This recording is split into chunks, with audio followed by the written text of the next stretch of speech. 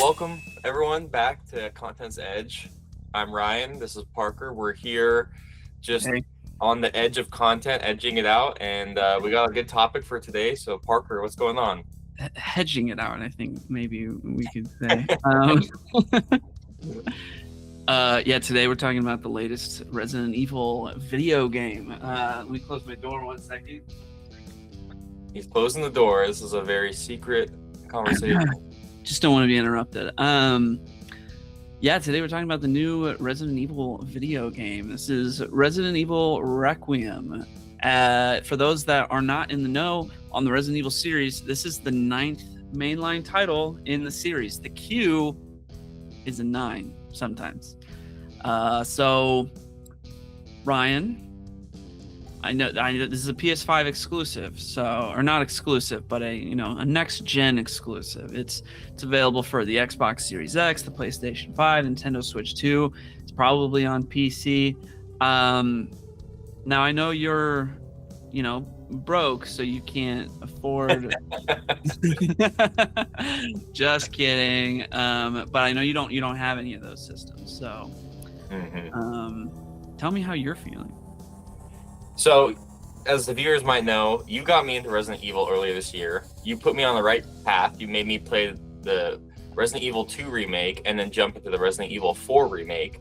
So my experience with this brand is like was honeymoon goggles. What they say the saying? Totally. Rose-colored glasses. Yes, exactly. So yeah. I'm a huge fan. I've played the best of it, and I'm super jealous that this is out because it seems like it's going to be great just based on everything I've seen so far about it. So I'm excited to hear what you think about it as like a mega fan in my eyes. And it's just going to, keep me more excited to see it for myself. I see it I don't know if I would call myself like a mega fan. I mean, I in my spirit, I am a mega fan, but I think in order to truly be a mega fan, I would have to have played, every single game, or at least every mainline game, like, from 0 to 9, plus Code Veronica, I guess. Like, that's what people would consider the full breadth of Resident Evil games. But, I've played 1, 2, 3, 4, 5, 7, and 8. So, I mean, skipping 6. What's in Digimon? It's like you're rookie, then champion, then ultimate, then mega. So I'm not quite mega. I consider myself like an ultimate Resident Evil fan, but not quite the mega Resident Evil fan. I'd say you're like a champion right now. Yeah, I'm a fledgling, as they say. It's a fun word. Yeah. Well, I'm curious. Maybe we should start here with just go right into your ranking. Where does this game fall in your personal ranking of Resident Evil games? Yeah, this is a really big topic for me, and you might be. I feel almost bad for telling you what my feeling is about the ranking. Oh gosh, I had something else I was gonna say. But I forgot. You can go back on that. I completely forgot. No, all right, Ryan, okay. So how I would personally rank, let's say like top 3 Resident Evils, I would say like Resident Evil 4 remake is number 1, and Resident Evil 2 remake is number 2. And then number 3, it's a toss-up between like Resident Evil Village and like the remake of the original Resident Evil, which is admittedly like pretty old. I think that's like my personal top 3. I don't know. Yeah, I'd probably put the original Resident Evil over Resident Evil Village just because I think like Ethan Winters, the first-person protagonist of Resident Evil 7 and Resident Evil 8, is like not an interesting guy at all. So yeah, and he really becomes like a character. So it just kind of becomes weird that you never see his face with this whole first-person perspective thing. So Yeah. Anyway, I'm getting into a bit of a tangent here. Where would I put Requiem? I hate to say it, Ryan, but I would probably. The big question is like, where does it stand with 2 and 4, right? What's that? You know, huh? The big question is like, where does it stand with between like 2 and 4? You know, Yeah. like is it up there? Because I'm like 2 and 4. I'm like I'm 100% sure that like 4 is number 1, 2 is number 2, and then number 3. I'm like I don't, it could be anything. So the question is like, is it in the top 3 conversation? I think it is in the top 3 conversation. So I think it's up there with Resident Evil 4 remake and Resident Evil 2 remake. Now, where I feel bad is I think I gotta tell you, because you got the Resident Evil 2 remake background there, so I know you're a big fan. I think it might be better than Resident Evil 2. Whoa. Okay. Yeah. Wow. No, that's exactly what I wanted to hear. Sorry, there was a lot of lead up just to say that. Yeah. I could have just said that. I could have just said that. But I mean, that was very Resident Evil of a way of you presenting it, because it instilled fear in me of what was going to happen, what was around the corner. So that was really good.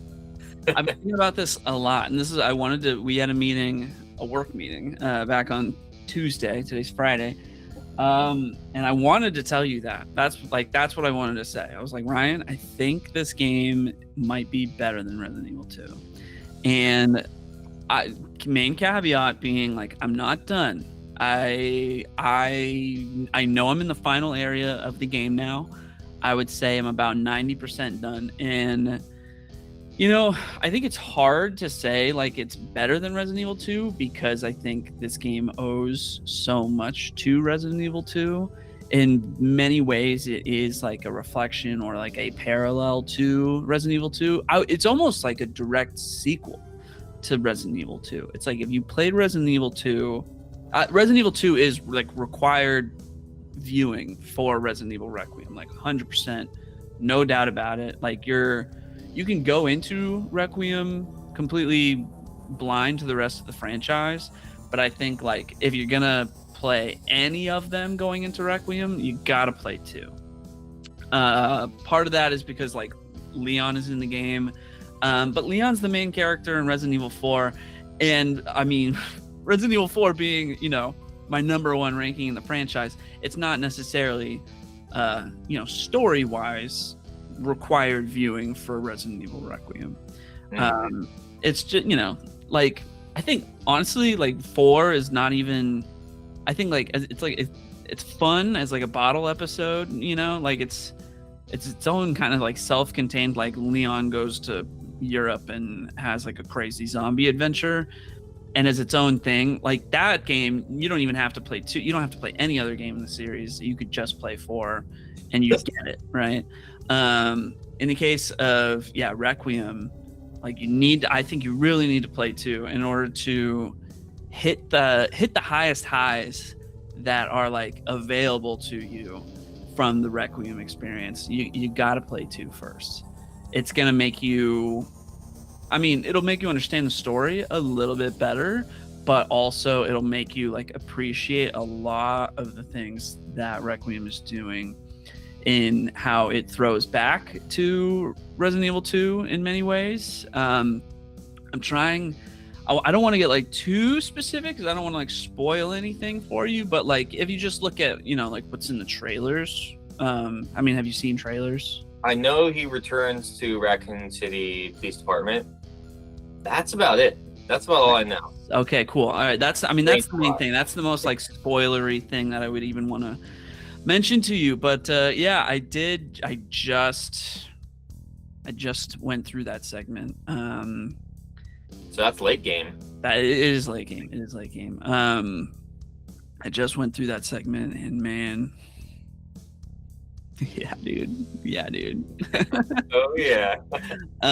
Yeah, dude. That was good. That was really, really, really, really good. But so it harkens back to Resident Evil 2 when it's doing things like that. Like that, I would say that's the most literal homage to Resident Evil 2, but I think there's much more kind of like metaphorical homages or like design homages that Resident Evil Requiem is doing. Like Resident Evil 2 is known as being the game where, you know, you could play through it twice. You could play as Leon, you could play as Claire, and there's slight differences between playing it as each of them both times that you play it.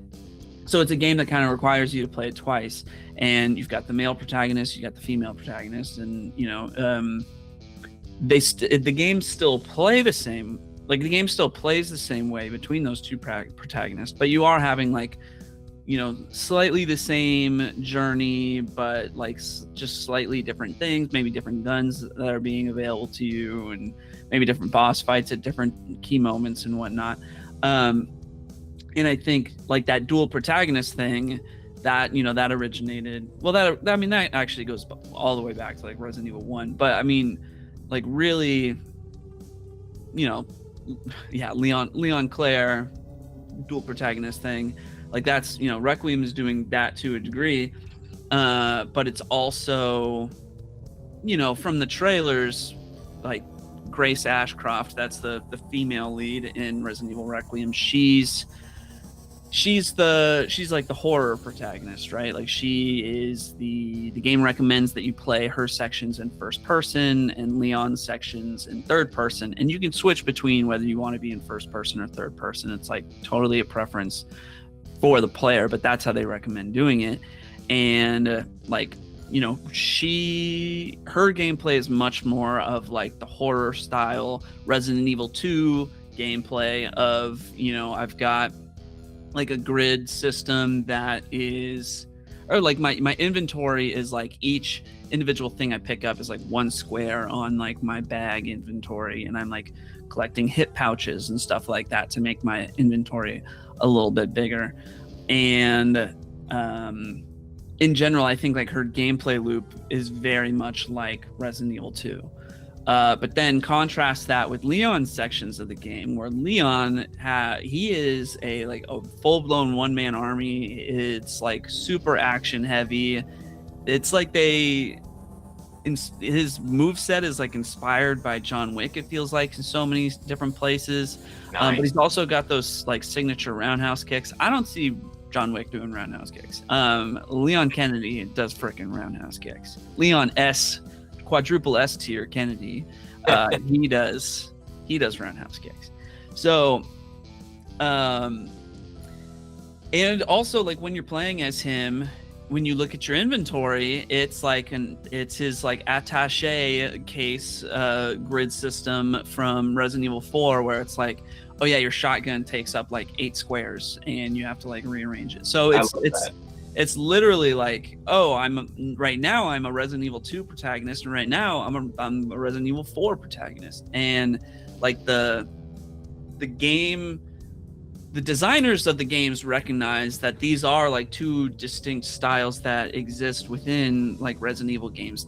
Like now that they've remade 2, 3, and 4, and they made 7 and 8 like all first person to like harken back to their like horror roots. So they recognize sometimes Resident Evil is an action game, sometimes Resident Evil is a horror game, and we think both of those have merit. Some people probably prefer like the horror experience because that's why you go to play Resident Evils, for the horror experience, but people also love Leon. And like Leon is just way too capable of a person to be playing as for it to feel like a traditional horror experience. So that's why they have Grace Ashcroft to be like the representative of that. So yeah, you get to have both of these experiences. And the like I would say the first like main section of the game is this hospital it's been in all the trailers and whatnot, and I've heard this on other podcasts too, so what I'm saying here is not like a totally original thought, but it's also abundantly clear when you're playing the game that this hospital, like the level design of this hospital, is meant to really harken back to the Raccoon City Police Department level from Resident Evil 2. Like the layout of like there's a west wing, there's an east wing, there's multiple floors. It definitely is it's doing its own thing in many ways, but it's also kind of like it's really seeking out like a vibe, and it's like it's nailing that vibe. You're like, I feel like I'm back at the Raccoon City Police Department, but it's not like just doing the same thing again. It's like the rooms are completely different, the layout's completely different, the enemies and the events that take place are completely different. But it's just like when you're in that main area, and you're looking at like the lighting and the stairs and like the architecture, you're like, hey man, we're doing it again, but in like a very good way. Like you're very excited to see, all right, what are we gonna get up to in this environment? And that's like a great, that's great. That love that. Oh yeah. Now, when it comes to like the basic Resident Evil gameplay loop, like when I think of the Resident Evil gameplay loop, I think of, you got to save at save points, and if you die, you go back to when you saved. Granted, the more modern games will give you more forgiving like auto saves and stuff like that. But if you die, you go back to when you saved, and you get limited ammunition, so you have to be very conservative with how you spend your ammo. And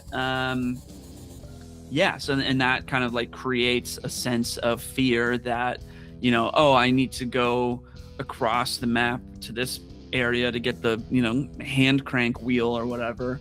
But I know that there's like maybe 3 zombies on the way there, and I've got like 2 bullets, and that's it. And like, and I've got like limited healing items, and I don't like the idea of going to do that is scary. Or it's the reverse. Maybe you just picked up the hand crank wheel on the opposite side of the map, and you got to get back to the save point, but there's going to be 3 zombies on the way, and you're like, okay, well, I'm going to lose 15 minutes if I die, and that stresses you out, right? So that's what I think of when I think of the traditional gameplay loop of Resident Evil. And I feel like Requiem takes that and it kind of like splits it into 2 different directions. It's like okay, now it's it's a horror experience playing as Grace Ashcroft, and it really is like that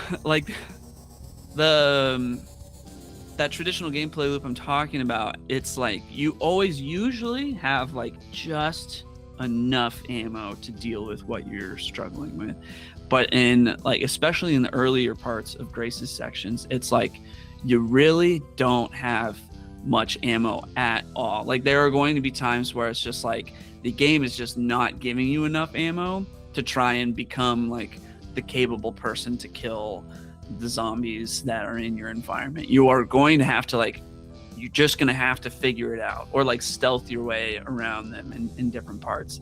So I like that it kind of takes it to a more extreme end of what they can do with it, of like okay, you're really not getting very much ammo at all. But then contrast that with Leon's sections where it's like, yo dog, here's a bunch of ammo, go nuts, right?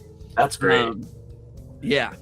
And it's in the game, like it switches between protagonists at like different key moments. And I would say like Grace's sections definitely pop it. Like most of her stuff is in the first half of the game, and most of Leon's stuff is in the second half of the game. But you do have moments where you're switching between them. I don't think it's too much of a spoiler. I kind of want to say like Go in that what I said, go for it. Okay. So like in that initial hospital section, you go through the whole thing as Grace. And you've got limited ammo, but you figure it out. You get and there are ways to kill a lot of the zombies. Like by the time you're reaching the end of that section, you can kill a bunch of the zombies. I wouldn't say you could kill all of them, because you still need to have some ammo and some weapons.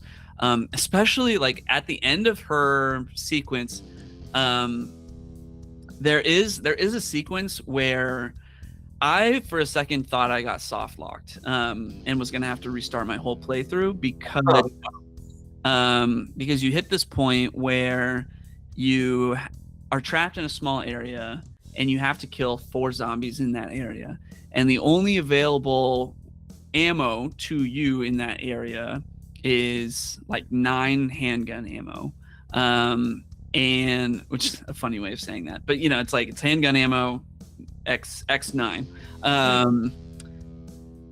9 bullets. So it's like that, as well as like some crafting items. But in order to craft like more ammo, it's like you need this type of item and you need this type of item, and you can get one of those items in this area, but you can't get the other, and the other is a lot more like scarce and rare, and like there's only a handful of those. Well, not a handful, but there's like a limited number of that in the game. So if you go into that section with like none of that crafting item and absolutely 0 ammo, you're kind of screwed, because 9 bullets is not enough to take out 4 zombies in this game. So because I thought I got soft locked in that section, I became like an expert on like what is like the maximum, what's my move set, what's the maximum amount or the minimum amount of ammo that I can use to kill a zombie. And I figured out that if I like upgraded Grace's abilities to the best of her abilities that are available at that point in the game, you can like get 3 critical headshots, because they're like there's like a whole new mechanic that they don't even tell you, that when you aim at a zombie, like the reticle in the center of the screen is like these 2 lines, right? But the more you kind of like relax your aim, like like if you're not moving too much and you just kind of like sit still, the lines will get closer together, and then a white dot will appear between them. And when that white dot appears between them from you just kind of like relaxing a little bit, that taking that shot is like the most powerful potential you have of like shooting your gun. I like that. Whoa. Yeah, cool. It's awesome. It's a great little detail. So 3 of those to the head of a zombie will kill a zombie at that point in the game. But I'm like, okay, well, I've got 9 bullets and I got 4 zombies. So that, I will say, if you are listening to this and you are playing Grace's section, just make sure that when you go into what seems like close to the end, make sure you have at least 3 handgun bullets, or 1 set of scraps, or 1 Requiem bullet. Oh, Requiem. But you're like, what's that? Yeah, that's not, okay. Now, just saying that, my mind goes to this idea where it's like Requiem is like the virus or the antivirus, and the bullets are like for the disease of some sort. That's where my mind went right when you said that. And that is an incredibly educated guess that I would also have guessed. But no, Requiem is just a huge freaking handgun that Leon has. Check this out, actually. Right here, my wife has the gun from Hellboy. Oh, that's sick. Is it just like a prop gun? It's like a 3D printed version of Hellboy's like Requiem. Nice. Yeah. Jeez, that's huge. Okay. Yeah. So Requiem is basically a handgun that's kind of that size. I would say a little bit bigger, honestly. Whoa. It's like, honestly, like it feels like, take like a Desert Eagle and like multiply it by 2, and it's like that's Requiem. But it's not like egregiously large. It's just like, dude, that's a huge freaking handgun. So Leon, early in the game, before Grace really goes exploring through the hospital, Leon is able to give Grace his Requiem handgun. So which is basically like the big boomstick. You start the game, or not, like start the game, but like you're at like, you're an hour and a half, maybe 2 hours in at this point, but you start this Rhodes Hill hospital section with just the Requiem handgun as Grace and like a single bullet, and like you get more guns and weapons along the way, but like this gun is essentially your like emergency weapon, that, you know, like pull trigger in case of emergency weapon, where like you could have like 3 zombies lined up in a line and you could shoot at that line of zombies and you could take out all 3 of them. So so that's why I say if you go into that sequence with at least 1 Requiem bullet, like you're good, because you've got 9 handgun ammo. You could take out 3 zombies at once with 1 Requiem bullet, and then you could just like peel off the other guy with the remaining ammo. I mean, you could just being able to kill 1 of them with just something that you have will get it done. You could also, there's also like an injection, like stealth item that will instantly kill zombies. You could go into that sequence with that as well. But all of that to say, like, just item manage well. I kind of became like a total killer by the end of that big section with Grace. So I started like hunting people down. You know, I was hunting the zombies down, right? I was like picking them off one by one so that I could like make things more convenient for me. But there were still like 4 kind of like substantial zombies that even at the end of this section I did not take out. Or 4 from the like the hospital that I did not take out as Grace. And so, okay, I initially went into this section with Grace, like 4 zombies. I've got 0 ammo. What do I do?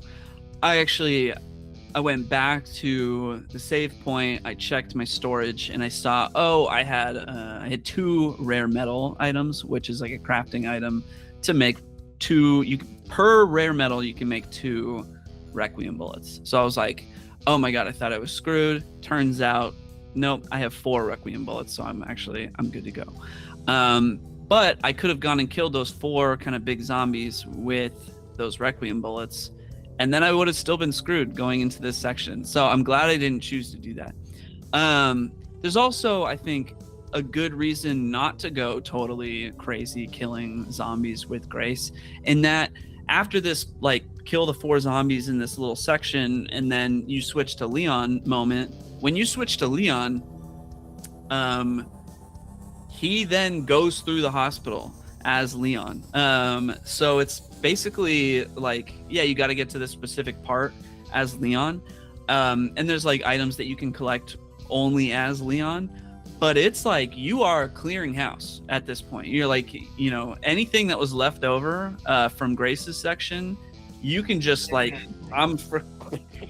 you know, just take out everything as Leon. And so like whatever you have left over is what then you have to deal with as Leon. So in my case, I took out like quite a lot as Grace.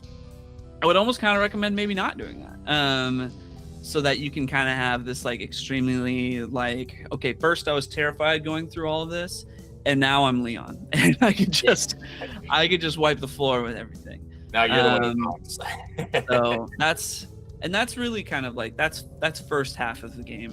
Mm-hmm. I got a question.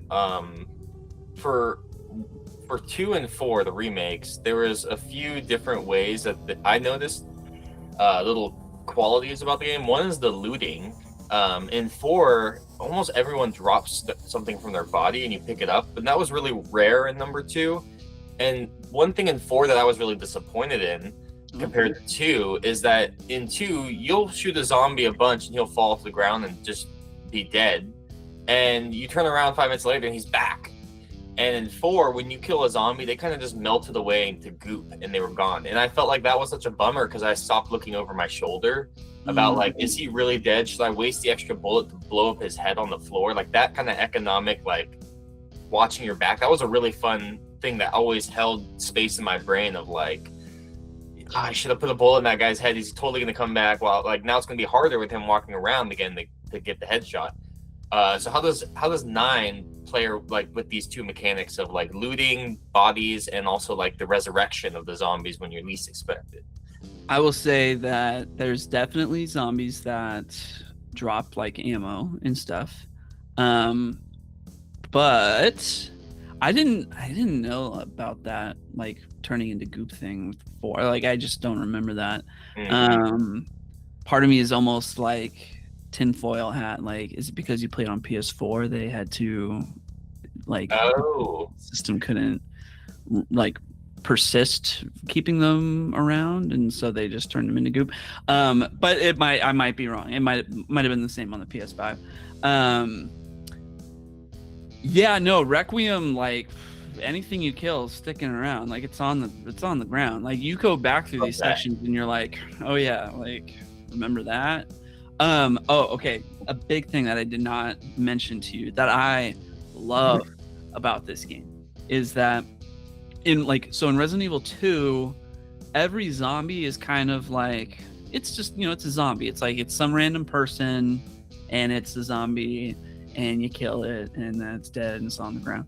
In this hospital section, specifically in this hospital section of Resident Evil 4, it is like, of Resident Evil Requiem, in this hospital section of Resident Evil Requiem, it is like some of these zombies, and this was in the trailers, like some of these zombies like retain their traits from like when they were human. Yes. And so there's like a big chef guy where like at a certain point you have to go through the kitchen and you just see there's a chef zombie, and the chef zombie, he's not like we on the chef, it's like he's a big like Mr. X sized guy. And so like, and he's just like a totally unique character, and there's a lot of zombies like that. Like there's the guy who's in the hallway who's like turning the lights on and off, and he's speaking words. He's like, turn off the lights, and he's like, you'll be going through that hallway and you'll be like, it'd be really convenient to like cross this hallway, but I know the light flickering dude is in there. Like it's kind of like, think of it like it's kind of like a U shape, and say like the hallway that he's in is in the middle, like this, and he's right in the middle. So it's like I could do all of this, but it would really be convenient to just cut through there. But the light flickering guy's there, so it's not until you're like, okay, I've got enough ammo for this, that you will eventually like take out the light flickering guy. But yeah, there's a lot of these. There's like these like singing like siren banshee like women that will like, they have like a whole sound attack. There's like there's just like a big dude, just like think of like the biggest possible dude. I don't mean like big muscly dude, I mean like big, like eats everything kind of dude, fills the whole hallway because he's so big kind of a dude. Gelatinous goob like man, yes.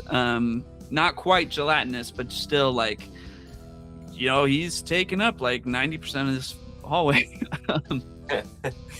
And so like I would say like the chef is almost kind of like a Mr. X style, not stalker enemy, but just like a big like threatening guy kind of enemy. And then like, yeah, big gooby man, like he's also, I think they call him Chunk, like that's like the code name for him is Chunk. Like they got him too. And there's like a maid. The maid cracks me up because the maid would always be like, who made a mess? And she'd be like cleaning up the blood in this like particular room, because there's like multiple moments in this one room where like new zombies will appear, and you'll be killing them, and if you just never kill the maid, she'll just be like, oh, who's making a mess? And she'll like run around the corner and come at you and attack you, and it's not until you kill her that she like stops cleaning. So it's very BioShock, where they kind of do keep their personalities a bit, but they're like also like insane, Yeah. And it's honestly funny. Like there's a lot of parts in BioShock. I was replaying Infinite recently, and yeah, people just act kind of normal until they see you, and then they go into this chaotic rage. Right. Yeah, and like some of them have their own weapons and stuff like that. I will say that's mostly just like in the hospital though. Like there's other, in the later parts of the game where you're playing as Leon, it does get a little bit more kind of like, oh, okay, I've seen this character model before, or I'm looking at two of the same character model at the same time, and I'm like, yeah, it was, yeah. But I don't really care too much because I'm not those sections, like it's not important that they have unique personalities. It's definitely like there's these kinds of zombies, and then like that are like zombie versions of like this type of person. And then there's like these kinds of zombies that are like another kind of person, so it makes sense that they have like this kind of a weapon. Like there is that, but it's not quite as like on an individual level of like, oh yeah, I remember the maid, or oh yeah, you remember the chef. But it doesn't also matter a whole lot because you're Leon and you are murdering so much more in the second half.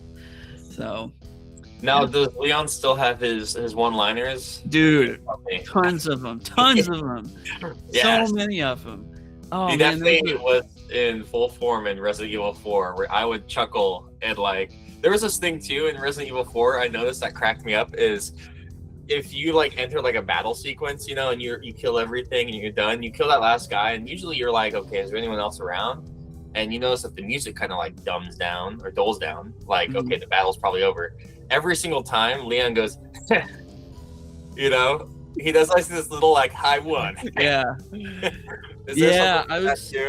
I was listening to a podcast where they were talking about it, and yeah, they the Triple Click podcast, they said it as like Leon just has a lot of like, well, that just happened kind of lines, but it's always just like so quippy and fun.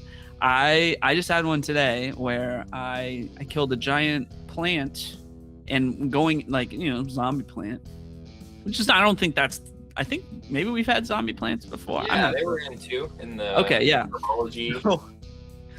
So go to the sequence where I have to like fight this zombie plant, and Leon goes, "Just so you know, I've killed every plant I've ever had." I killed every. Have you seen, just a tangent a little bit, there's like this guy on shorts right now on like reels or whatever, and his whole reels is he invites like impersonators just for himself to I've seen this. Yeah, he like hired an Austin Powers impersonator. Yeah, I've seen Tom Cruise, Austin Powers, whoever else, but I'd love to see like a Leon impersonator. Yeah, that'd be great. So fun for your party. Oh man. So yeah, Leon's got I wouldn't call them jokes, but like I'm sure if you could see in his head, he's like one-liners. Yeah. He maybe looks around, there's no one to hear him, so he says a little louder for himself. Yeah, man, it is. I mean, it really is good. Like it really feels like it's kind of pushing things forward. Like. Right. Like I look at 2 and 4 as being like, the best that the series has to offer, and I look at 7 and 8 as kind of like, yeah, they are good, but I just like, I didn't quite like fall in love with them, or like I just don't have the affection for them that I do for like 2 and 4, because I think like 2 and 4 just feels so like classic. Like they've got that like, that old school design philosophy, because of like when they were originally made, they just got this like specific vibe to them. And I think what makes Requiem so good to me is that it just, it feels like it's a sequel to those. Like it's, like it doesn't feel like it's continuing the story of like 7 and 8. Like 8 was continuing the story of 7, but 9 is continuing the story of like 2. I mean, like, 1, 2, and 3 kind of all similarly like take place in a close window of time, and then 4 takes place like multiple years later, playing as Leon. But it's like, ignoring 4 story wise, like it really feels like it's continuing the story from 1, 2, and 3. In that you are going back to like Raccoon City, and you are playing as Leon, and they don't really make reference to anything that happens in 4, but they make a lot of reference to things that happen in 2. So, well, I've sat here and I've listened to you glaze maxing this game. Glaze maxing, okay, yeah.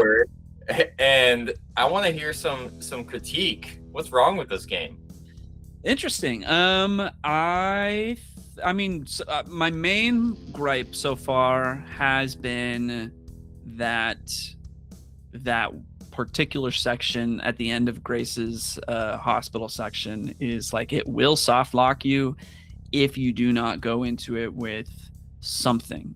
If you expend every single resource, which I kind of realized, like, okay, if I've still got 4 Requiem ammo, then like I'm good. Like as long as I'm not too reckless, I'll be okay. But like I really did, when I hit that part and I thought I didn't have any extra ammo, I thought I was gonna have to restart the game. Like I started Googling it, I started reading like how are other people experiencing this section, and some people were like, I read like Steam forums, I read like YouTube comments, and there was a guy who sounded like he was in my similar situation in a YouTube comment thread, and he in that YouTube comment thread had said like, never mind, I got past. And so then I commented, I was like, well, what did you do? How did you get past it? And he was like, I ended up having like 1 Requiem ammo, so I was good to go. And I was like, oh shit, well, like I might be screwed then. Wish me luck, because I was like, I'm a little frustrated because I feel like there's never been a moment in a Resident Evil game where it said like you just cannot get past this part unless you have ammo. So I was a little upset about that, thinking I was gonna have to restart. But then, okay, I go into my storage and realize, oh yeah, 4 Requiem bullets. This is not a problem for me at all.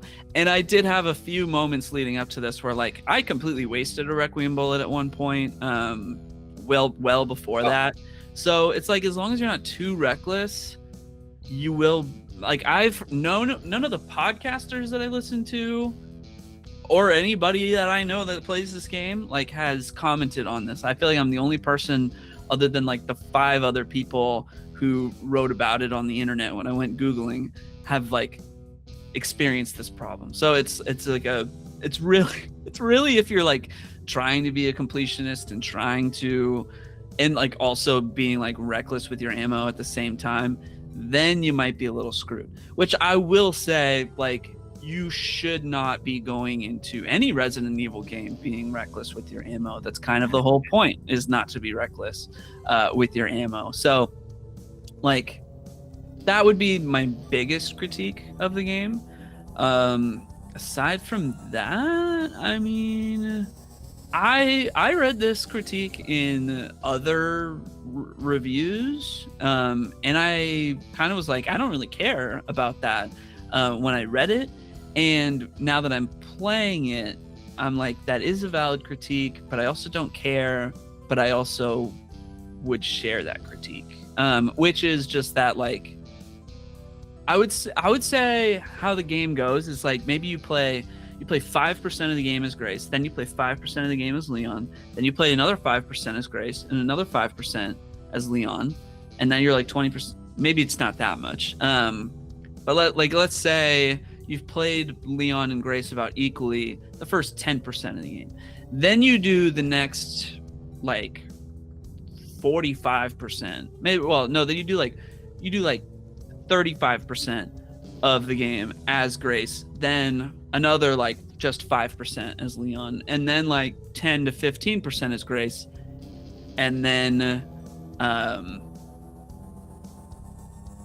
then like 5% more as Grace, then 5% as Leon, and then like 10% as Grace. And then after that, then it's just like you are just Leon. And so a lot of the critiques that I read were like, that last section of the game where you are just Leon, it feels like it turns into like the Leon show. Like there's not enough Grace in the back half of the game.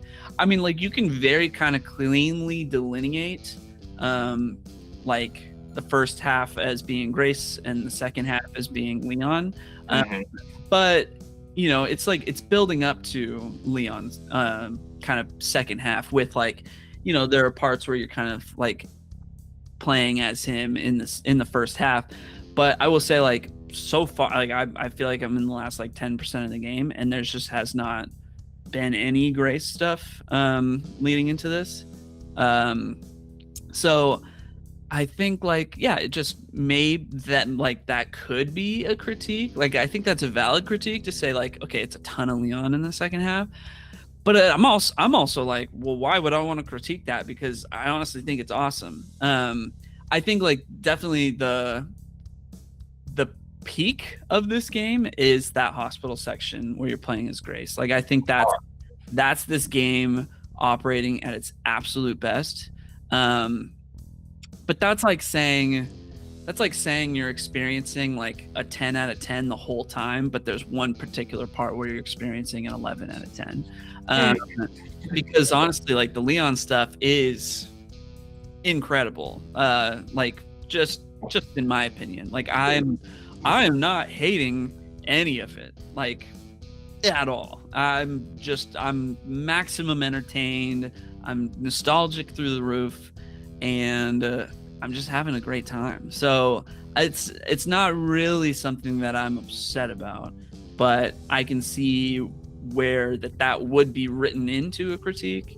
But it's like, honestly, the act of playing the game, it's like, that's fine, dude. That's fine. Yeah, I feel like for me, stealth is like, I don't really like all stealth games. I think that it should almost be like a 70-30 split for like stealth to like action for most games. Like the Batman Arkham games come to mind where you could do it stealth, but I'm always like, nah, I just want to swing my hands around, throw some batarangs. So I get that, like, leave them wanting more like stealth is always better in my mind. And I feel like stealth has less of like a sandbox freedom than like when you're Leon fighting, where you can really mix it up. So I get why they would probably end that. And I mean, people they want more Leon, that's for sure. I want more Leon.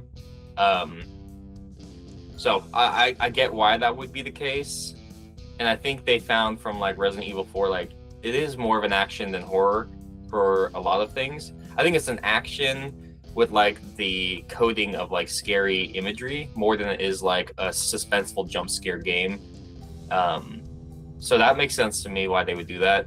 We are running close to time here, so I want to know, is there anything else on your chest you got to get off? Any kind of predictions for the rest of the game that you are thinking about? I know you got. I guess I will just say, like, dude, I hit a point playing it in my most recent session where it just presented something that I did not expect at all.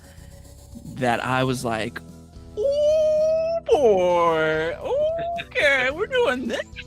All right.